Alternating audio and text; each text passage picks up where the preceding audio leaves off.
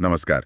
आज हम रे डालियो के जीवन और कार्य से जुड़े कुछ जरूरी सिद्धांतों पर एक गहरी नजर डाल रहे हैं। जी हाँ। ये सिर्फ कोई किताबी ज्ञान नहीं है, बल्कि उनके अपने अनुभव, उनके गलतियां, उनकी सफलताएं, उनसे निकले हुए सबक हैं। जी हमारा मकसद है कि ये जो काफी सारे लेख और विचार हैं, इनमें से वो जरूरी बातें निकालें जो शायद हम सबके सोचने और काम करने के तरीके को बेहतर बना सकें।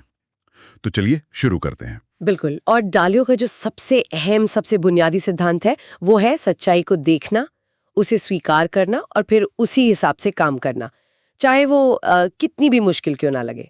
उनका मानना है कि देखो, कामयाबी सिद्धांतों पर चलने से मिलती है और ये सिद्धांत अक्सर आप कह सकते हैं दर्दनाक गलतियों से सीखने के बाद ही बनते हैं। हाँ, और ये सच्चाई का सामना करने वाली बात उन्होंने खुद भी बताया है। जैसे 1982 में बाजार क्रैश को लेकर उनकी एक बड़ी भविष्यवाणी थी।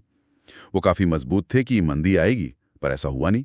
और इस गलती ने आ, उन्हें सिखाया कि ज्यादा आत्मविश्वास कितना खतरनाक हो सकता है। विनम्रता जरूरी है। सही कहा। और यहीं से उनका वो विचार आता है जिसे वो कहते हैं फेल वेल, मतलब अच्छी तरह से असफल होना। ऐसी गलतियां करना जिनसे आप कुछ बड़ा सीखें, लेकिन इतनी बड़ी भी नहीं कि आप खेल से ही बाहर हो जाएं। वो जीवन को ना एक तरह से पहेलियां सुलझाने वाले खेल की तरह देखते हैं। हर मुश्किल एक पहेली है और जब आप उसे सुलझाते हैं तो आपको एक रत्न मिलता है, मतलब एक सिद्धांत जो आगे काम आता है। और इसी सोच को अमल में लाने के लिए उन्होंने एक 5 स्टेप प्रोसेस भी दिया है। एक तरीका जिससे भावनाओं को थोड़ा किनारे रखकर लक्ष्य तक पहुंचा जा सके। जी हाँ, वो 5 कदम। पहला, बिल्कुल साफ लक्ष्य तय करना। फिर दूसरा, उन समस्याओं को पहचानना जो रास्ते में आ रही हैं और उनको टालना नहीं।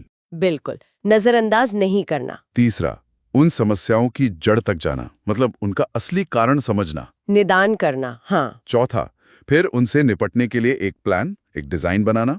और पांचवा, बस उस प्लान पे काम करके नतीजा हासिल करना। बहुत ही व्यवस्थित तरीका है ये। हाँ, लेकिन सिर्फ अपनी गलतियों को जानना या लक्ष्य बनाना ही काफी नहीं है ना? उनका एक और बड़ा आइडिया है रेडिकल ट्रुथ और ट्रांसपेरेंसी। हाँ, कट्टर सच्चाई और पूरी पारदर्शिता। ये उनके फलसफे का आप कह सकती हैं केंद्र बिंदु है। इसका मतलब है एकदम खुली, ईमानदार बातचीत, यहाँ तक कि अपनी कमजोरियों और गलतियों के बारे में भी, बिना किसी लाग लपेट के। लेकिन क्या इससे माहौल थोड़ा अजीब या तनाव वाला नहीं हो जाता? लगातार कड़वा सच बोलना, खासकर जब वो किसी की कमी के बारे में हो। ये एक बहुत वाजिब सवाल है और डालियो खुद मानते हैं कि शुरू में ये बहुत मुश्किल लगता है, क्योंकि हमारे अंदर ना, वो कहते हैं, 2 आप होते हैं। एक तर्क वाला दिमाग जो सीखना चाहता है और दूसरा भावनाओं वाला हिस्सा जो आलोचना से डरता है या असहज होता है। लेकिन उनका तर्क ये है कि यही पारदर्शिता एक आइडिया मेरिटोक्रेसी बनाती है। मतलब एक ऐसा माहौल जहां सबसे अच्छे विचार जीतते हैं। इससे फर्क नहीं पड़ता कि वो विचार किसका है, किस पद वाले का है।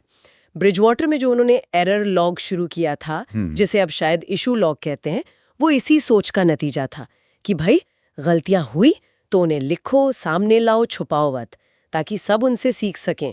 एक सीखने का कल्चर बनता है इससे। अच्छा, तो पहले खुद की सच्चाई मानना, फिर उसे खुलकर साझा करना, और उसके बाद ये समझना कि दूसरे लोग हमसे अलग तरीके से सोचते हैं। ये भी जरूरी है। हाँ, ये उनका अगला महत्वपूर्ण बिंदु है, समझना कि लोग अलग अलग तरह से वायर्ड होते हैं। हर किसी के सोचने का तरीका, उनकी प्राथमिकताएं अलग होती हैं। उन्होंने ब्रिजवाटर में मायर्स ब्रिग्स जैसे साइकोमेट्रिक टेस्ट का भी इस्तेमाल किया और लोगों की प्रोफाइल बनाई, जिन्हें वो मजाक में बेसबॉल कार्ड्स कहते थे। Baseball cards. पर कुछ लोग कह सकते हैं कि ये तो लोगों को बस डब्बों में बंद करना हुआ ना। इसका क्या फायदा था उनके हिसाब से? देखिए, उनका मकसद लेबल लगाना नहीं था, बल्कि ये समझना था कि किसकी क्या ताकत है, कौन किस तरह के काम में ज्यादा बेहतर हो सकता है। जैसे कुछ लोग होते हैं जो बड़ी तस्वीर देखते हैं, विजनरी होते हैं। कुछ लोग बारीकियों पर बहुत ध्यान देते हैं। कोई प्लानिंग में अच्छा है तो कोई ऐन मौके पर चीजें संभाल लेता है। ये समझकर ही तो आप एक संतुलित अच्छी टीम बना सकते हैं। और यहीं पर वो शेपर्स की बात भी करते हैं। ये वो खास लोग होते हैं जिनमें विजन भी होता है और उसे हकीकत बनाने की क्षमता भी। अच्छा, तो लोगों को समझा, उनकी ताकत को पहचाना। इसके बाद फैसलों को और बेहतर और ज्यादा तर्कसंगत बनाने के लिए उन्होंने क्या किया? मैंने सुना है कंप्यूटर का भी कुछ रोल था। हाँ, ये वाला हिस्सा तो बहुत ही दिलचस्प है। उन्होंने क्या किया कि अपने जो निर्णय लेने के क्राइटेरिया थे, जो सिद्धांत थे, उनको एल्गोरिदम में बदल दिया और फिर उन एल्गोरिदम को कंप्यूटर में डालकर फैसलों में मदद ली। उनका मानना था कि कंप्यूटर बिना भावनाओं के और बहुत सारा डेटा एक साथ प्रोसेस करके शायद ज्यादा लॉजिकल, ज्यादा तर्कसंगत फैसले ले सकता है इंसान के मुकाबले।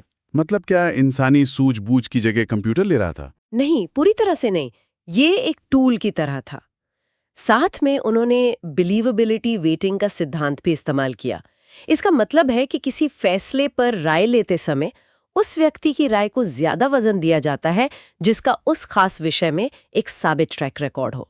मतलब कम से कम 3 बार वो उस क्षेत्र में सफल रहा हो और उसकी सोच के पीछे ठोस तर्क भी हो, सिर्फ राय नहीं, तर्क के साथ। और एक और चीज, एक्सपेक्टेड वैल्यू की गणना, यानी किसी भी फैसले के संभावित फायदे और नुकसान को उनकी होने की संभावना के साथ तौलना। जैसे हम किसी दांव का हिसाब लगाते हैं ना, कुछ वैसा ही। तो अगर हम इन सब बातों को समेटें तो डालियों के सिद्धांतों का सार क्या निकलता है? पहला, सच्चाई का सामना करो, चाहे वो मुश्किल हो। जी। दूसरा, गलतियों से पूरी ईमानदारी के साथ सीखो। तीसरा, समझो कि आप खुद और दूसरे लोग कैसे सोचते हैं, सबकी अपनी अपनी वायरिंग है। बिल्कुल। और चौथा, जहां तक मुमकिन हो अपने फैसलों को भावनाओं से थोड़ा दूर रखकर एक सिस्टम, एक तर्क के आधार पर लो। एकदम सही कहा आपने। और ये सिद्धांत सिर्फ मतलब पैसे बनाने या बिजनेस चलाने तक ही सीमित नहीं है। इन्हें तो जिंदगी के किसी भी पहलू में लागू किया जा सकता है, चाहे वो हमारे रिश्ते हों, कुछ नया सीखना हो या कोई भी लक्ष्य पाना हो। ये लगातार खुद को बेहतर बनाने का एक फ्रेमवर्क है, एक तरीका है। और ये वाकई सोचने पे मजबूर करता है। अगर हम अपने रोजमर्रा के छोटे बड़े फैसलों में भी शायद बिना कंप्यूटर के ही पर इसी तरह के सिद्धांत लागू करने की कोशिश करें, तो मतलब अपनी सोच की सीमाओं को पहचानें, उन लोगों की सलाह को ज्यादा महत्व दें जो उस विषय में अनुभवी और विश्वसनीय हैं, और अपने फैसलों के नतीजों का ईमानदारी से विश्लेषण करें, तो हमारे नतीजे और शायद हमारा जीवन कितना अलग हो सकता है। ये एक बहुत दिलचस्प सवाल है। हाँ, ये एक विचार है जिस पर शायद हम सबको थोड़ा और सोचना चाहिए।